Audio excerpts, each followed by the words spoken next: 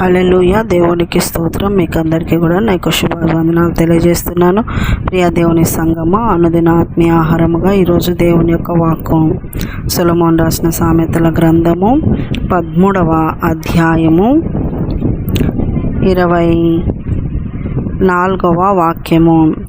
బెత్తము వాడని వాడు తన కుమారునికి విరోధి, కుమారుని ప్రేమించువాడు వానిని శిక్షించును. హల్లెలూయా. దేవునికి స్తోత్రం. ప్రియ దేవుని సంగమా, ఈ మాటను కుటుంబంలో తండ్రిగా ఉండే వాళ్ళు చదవాలి, బాగా చదువుకోవాలి.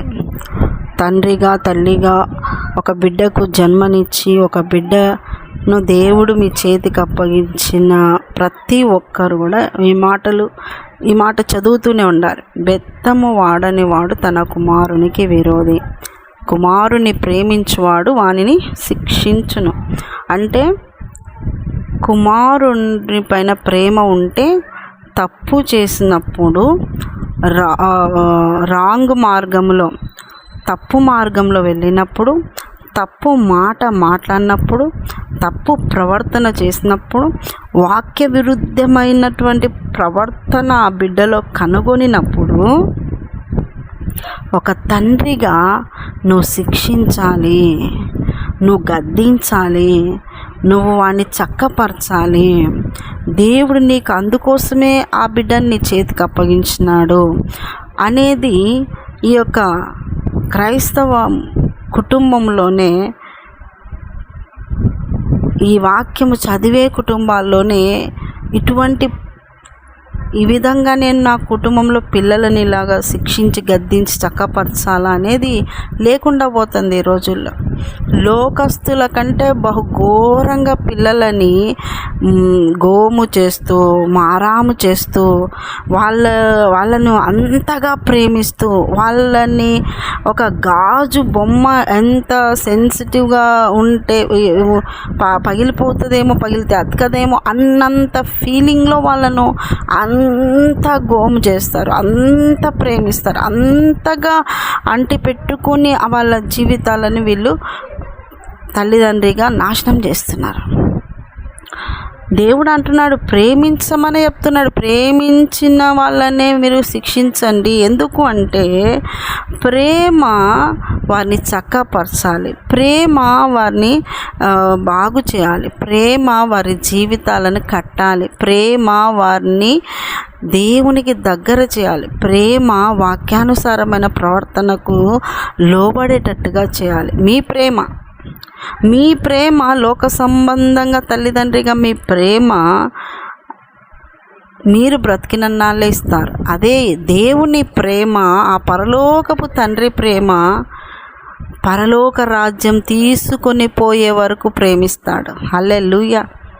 ముదిమి వచ్చే వరకు నేను ఎత్తుకొని వాడనన్నాడు. నిన్నొక్కడే కాదు, నీ పిల్లలను కూడా ఎత్తుకుంటాడు అనేది పిల్లలకు తెలియజేయాలి.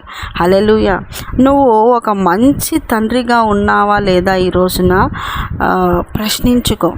అబ్రహాము కుమారుడు మీకు అంతా తెలుసు. అబ్రహాము విశ్వాసులకు తండ్రి. అబ్రహాముకు సంతానం లేదు, కానీ దేవుడు ఇచ్చినాడు ఇస్సాకు. మరి ఇస్సాకును ఎలా పెంచినాడు చూడండి. ఆయన పెంపకమును మనం చూస్తే ఇస్సాకును బలి ఇవ్వడానికి తీసుకుపోతాడు. దేవుడు అడిగినాడు బలి ఇవ్వడానికి తీసుకుపోతే ఇస్సాకు ప్రశ్నలు అడుగుతూ వస్తాడు. మీరు చదవండి, 22వ ఆదికాండము 22వ అధ్యాయం చదవండి. అక్కడ ప్రశ్నలు అడుగుతూ వస్తాడు. నానా కట్టెలు ఉన్నాయి, మరి నిప్పు, మరి గొర్రెపిల్లేది అంటాడు. అన్నీ అడుగుతూ ఉంటాడు. అయినా అబ్రహాము దేవుడు అడిగినాడు నిన్ను నేను ఇస్తున్నానని చెప్పక, అంత దేవుడు చూసుకుంటారు రా నాన్న అని చెప్పినాడు. అంటే ప్రతి ప్రశ్నకు తండ్రి చెప్పే ప్రతి జవాబుకు లోబడినాడు, విన్నాడు. అదేవిధంగా తండ్రి వెంట నడుస్తూ పైకి వెళ్ళిపోయి కూడా ఆ యొక్క బలి పశువుగా తాళ్ళు కట్టి కట్టెల మీద పండబెడితే ఎదురు మాట్లాడకుండా అంగీకరించబడేటట్టుగా, బలి అంగీకరించబడాలంటే ఎదురు తిరిగిన గొర్రెనివ్వరు. అంతగా తండ్రి మాటకు లోబడినాడు. నిన్ను దేవునికి బలిగా ఇస్తున్నానంటే కడుతున్నాడు అంతే, మరి చెప్పలేదు, పర్మిషన్ అడగలేదు. ఇప్పుడు పిల్లలని కనీసము చెప్పకపోతే కూడా ఎందుకు నాకు చెప్పలేదు అంటున్నారు, ఎందుకు నాకు తెలియకుండా నిర్ణయం తీసుకున్నారు అంటున్నారు, ఎందుకు అని ప్రశ్నిస్తున్నారు తల్లిదండ్రిని. ఇస్సాకు ఏ ప్రశ్న లేదు. మేము అట్లాంటివి కాదులే అంటే, నువ్వు బైబిల్లో ఉన్న వాళ్ళని మోడల్గా పెట్టుకుంటే నీ జీవితం మారుతుంది, బయట వాళ్ళని పెట్టుకుంటే మారదు. ఇప్పుడు టెక్నాలజీ మారింది, అది మారింది, క్రైస్తవుడు మారకూడదు, బైబిల్ మారలే. హల్లెలూయా, మారకూడదు. క్రైస్తవులుగా క్రీస్తుని అనుసరించే బిడ్డలు మాదిరికరంగా దృష్టాంతములుగా మన కొరకు రాయబడిన ప్రతి మాట, ప్రతి సంఘటన చాలా విలువైనది. విధేయుడుగా ఉన్నాడు ఇస్సాకు, తండ్రికి లోబడిన వాడుగా పెరిగినాడు. తండ్రి అలా పెంచుకున్నాడు, తండ్రి అలా నడిపించుకున్నాడు, తండ్రి అంత శ్రద్ధ చూపినాడు, తండ్రి అంత ప్రేమించినాడు, అందుకే చక్కపరిచినాడు. నువ్వు మంచి తండ్రి అయితే నువ్వు నీ బిడ్డను చక్కపరచు. దేవుడే ఒకానొక స్థాయిలో ఇస్సాకును నాకంటే ఎక్కువ ప్రేమిస్తున్నాడేమో అని పరిశోధించినాడు, కానీ దేవుని కంటే ఇస్సాకును ఎక్కువ ప్రేమించలేదు. కానీ ఇస్సాకును బలిచ్చేటప్పుడు అది తెలుస్తుంది, ఇస్సాకుకు కూడా దేవుని మీద అంత ప్రేమను చూపించేటట్టుగా పెంచినాడని. హల్లెలూయా, దేవునికి స్తోత్రం. ఎంత మంచి దేవుడు మన దేవుడు. మంచి తండ్రిగా నువ్వు మారుతున్నావా? నువ్వు పెంచే విధానాన్ని బట్టించి నీ కుమారులు, నీ సంతానము దేవునికి యోగ్యమైనదిగా మార్చబడుతుంది, దేవుని ఎరిగిన వారుగా మార్చబడుతుంది, దేవుని నిబంధనకు నిలబడేవారుగా, నిబంధనను పొందుకునేవారుగా ఉంటారు. ఇంకొకరిని మనం చూస్తే, మంచి తండ్రిగా అబ్రహామును చూస్తే, చెడు తండ్రిగా మనం చూస్తే ఏలీ ఒక యాజకుడు, ప్రధాన యాజకుడు. ఏలీ కుమారులు దేవుని ఎరగని వారు. ఇదే ఏలీ గారు హన్నమ్మ వచ్చి ప్రార్థన చేస్తే, ఏమి నువ్వు మత్తు విడిచిపెట్టవా, తాగొచ్చినావా నువ్వు అని ప్రశ్నిస్తున్నాడు, గద్దిస్తున్నాడు. అంతా ఆమె రోధించి ఏడుస్తుంటే ఆయన అంతగా యాజకుడుగా ఉండి ఆయన ఆమెను అలా గద్దిస్తున్నాడు. అదే తన సొంత కుమారులు మత్తులై, కామతాప్తులై మందిరానికి వచ్చిన స్త్రీలను ఆ విధంగా పాడు చేస్తున్నప్పుడు, అర్పణను హేళనగా తీసుకుంటున్నప్పుడు అర్చే గొంతు లేదు, పిల్లలను గద్దించలేదంట, దేవుడు బాధపడతాడు. అంటే దేవుని కంటే నీ పిల్లలు ఎక్కువనా? దేవుని ప్రకారంగా వాళ్ళని నిలబెట్టలేకపోతున్నావా? దేవుని మాట ప్రకారం వాళ్ళని నిలబెట్టడానికి ఒక మాట వాళ్ళని అంటే వాళ్ళు ఎక్కడ నొచ్చుకుంటారో అని మాట కూడా చెప్పకుండా ఏలి పెంచినాడు, గద్దించకుండా పెంచినాడు. ఏమైంది? ఈ దేవుడు అంటే తెలియకుండా పరిస్థితి వచ్చింది, చనిపోయినాడు. ఏమైంది? కుమారుల కథ కూడా, వాళ్ళు కూడా చంపబడినారు. ఈ విధంగా తండ్రిగా నువ్వు యాజకుడిగా ఉన్న నీవు మందసం అంటే విలువ ఏంటి, మందసం యొక్క పని ఏంటి, మందసం దగ్గర నువ్వు ఎలా ఉండాలనేది నేర్పించకపోతే వాళ్ళు ఆ మందసాన్ని వేరే విధంగా వాడుతున్నారు. యుద్ధంలోకి తీసుకుపోయి మందసం ఉంటే మేము గెలుస్తామంటే మందసంనే చూస్తున్నారు, కానీ మందసములో ఉన్న శక్తిగల దేవుని యొక్క నిజమైన సజీవమైన కార్యాలను, లక్షణాలను చూడడంలే, స్వభావాన్ని చూడడంలే. మేము ఎత్తుకుపోతే వస్తుంటుంది మందసం అనుకున్నారు. అట్లా కాదు కదా. మందసం ఎత్తాలన్నా, మందసం తీసుకుపోయి ఒక చోట పెట్టాలన్నా ఎత్తేవాళ్ళు పరిశుద్ధులై ఉండాలా, పెట్టే స్థలం కూడా పరిశుద్ధమై ఉండాలి, అది కూడా దేవుడు చెప్పినదిగా ఉండాల.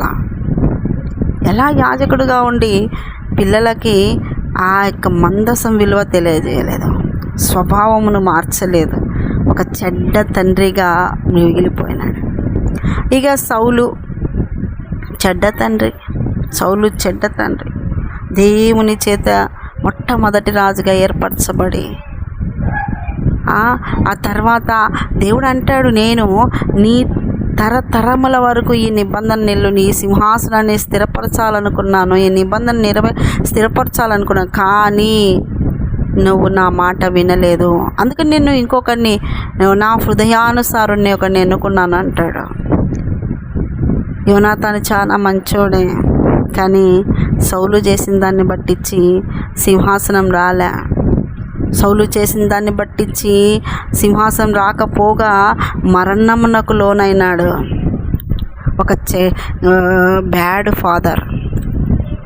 ఇంకా గెహజీ బ్యాడ్ ఫాదర్. తను చేసినటువంటి ఆ వెండి వస్త్రాలు తెచ్చుకున్నాడు. ఆ రథం వెంట వెళ్ళి నయమాను రథం వెంట ఏమొచ్చింది? కుష్టు. తనకొక్కడికే కాదు, తన కుటుంబాన్ని పిల్లల తరతరాల వరకు కుష్టును సంపాదించి పెట్టినాడు. ఈ రోజున ఒక గుడ్ ఫాదర్గా ఉంటున్నావా, బ్యాడ్ ఫాదర్గా ఉంటున్నావా? మోషే తల్లిదండ్రులు ఒక గుడ్ ఫాదర్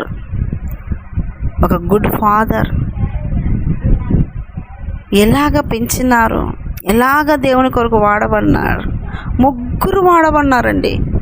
మిరియాము, అహరోను, మోషే, ముగ్గురు దేవుని కొరకు వాడబడినారు. తర్వాత అది వేరు. వాళ్ళ ఆధీనంలో ఉన్నంత వరకు పిల్లలని దేవునికి ఇష్టంగా పెంచుకుంటూ వచ్చినారు. మీరు ఎలా ఉన్నారు? బ్యాడ్ ఫాదర్స్గా ఉన్నారా? బ్యాడ్ మదర్స్గా ఉన్నారా? గుడ్ ఫాదర్స్గా ఉన్నారా? గుడ్ మదర్స్గా ఉన్నారా? ఒక తండ్రి నిర్ణయము ఇంటికి శాపాన్ని తెచ్చిపెడుతుంది.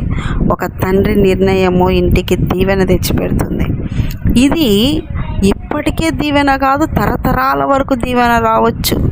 ఇప్పటికే శాపం కావచ్చు, తరతరాల వరకు శాపం రావచ్చు. మీరు అనవచ్చు శాపాలన్నీ కొట్టివేయబడినాయి కదా. వంశపారంపర్యంగా షుగర్ వచ్చిందంటే కంటిన్యూ అవుతుందంట. వంశపారంపర్యంగా ఇప్పుడు రోగాలు వస్తున్నప్పుడు శాపము కూడా ఖచ్చితంగా అది స్ప్రెడ్ అయ్యేదే ఉంది. జాగ్రత్త కలిగి ఆత్మీయ జీవితాల్లో ఎదుగుతూ కుటుంబం పట్ల కూడా ఒక కన్ను వేసి మీ తదనంతరము వచ్చేటువంటి వంశమును మీరు వాక్య ప్రకారంగా దేవుని ఎరిగిన వారిగా పిల్లలను పెంచుతూ దేవుని కొరకు ఒక బలమైన బాణములను మీరు తయారు చేసి పెట్టాలి. అంబుల పొదిలోని బాణాల వల్ల వాళ్ళని తయారు చేయాలి. ఆ విధంగా మీకు దేవుడు మంచి జ్ఞానంతో తండ్రులను తల్లులను నింపునుగాక. ఆమేన్. చిన్న ప్రార్థన చేసుకునే సైనికు వందనాలు. ఆయన విన్నవారిని దీవించండి, ఆశించండి.